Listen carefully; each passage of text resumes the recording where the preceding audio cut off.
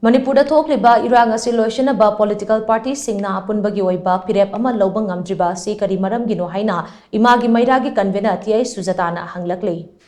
Ngasi Manipur Press Club ke Thangjing Hall da pangthokiba paugi mifam amada wafam ase phongdukladuna Sujata na hai tha tara nipan pharaba lana sigi waroi sin lenga kasina ngasi fauba karigidamak purakba ngamdribano amaromda irang asi loishinnaba political party Singna amata Oiba Phirep Louba Ngamdribano haibasi hangdaba yaraktre. Ngarang Juribam District ki Jakura Dordagi kuki kulai paiba singna phajin khiba mama macha yauna imung amagi myoi taruk adu lenga asina tekta kaidana kangadabani karigumba makoida phatanungda thoklabade miyam tumina leiroi haibasi lengakna khangadabani haina mangna makataki